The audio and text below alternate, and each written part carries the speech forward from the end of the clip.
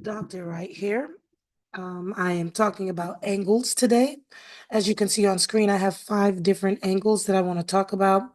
I'm going to talk about the vertex, angles, and how to find the missing angles. All right, let's get straight to it. First of all, shout out to my 4th grade class because they always tell me to shout them out on my videos.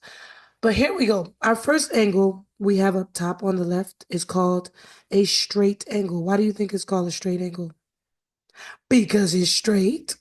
All right, now I don't know if that's true, but it sounds good. And it measures 180 degrees.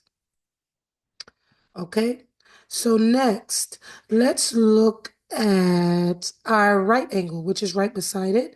It is called a right angle. How much do you think this right angle measures? It measures 90 degrees perfectly. Can you see that it's half of the straight angle? It is. The straight angle is 180. The right angle is 90. Next, we have what is called the acute angle, which means that it is less than 90. And then we have the obtuse, which is, guess what? Greater than 90. And then also pay attention to these little red arcs or red tummies, as I would call it. They tell me which side I need to measure when doing my angles and measurement. This cool one right here is called a reflex angle, and reflex angles measure greater than 180. These are your benchmark angles. Now, keep in mind, my son is up, so you may hear him. Look, he just dropped his tablet. All right, so he's right next to me. You might hear him yell out. He is here. He is very present. I decided to record when he was awake. Let's see how it goes. So, what is a vertex? If you look right here, you see that little point where the 2 rays meet? You see the blue ray and the green ray? Where they meet is called the vertex. Let's make a little squiggly line. Blue, blue, blue, blue. Wow. Now, what's a ray? A ray would be this blue line right there and this green one. It's an arrow moving in one direction. Now, I'm going to speed up. Why? Because at any moment, my son is going to cut up big time. Come, babe. You can sit with me. All righty. So now um we have the angle in the top left, which is a 90-degree angle. And as you can see, oh, just great.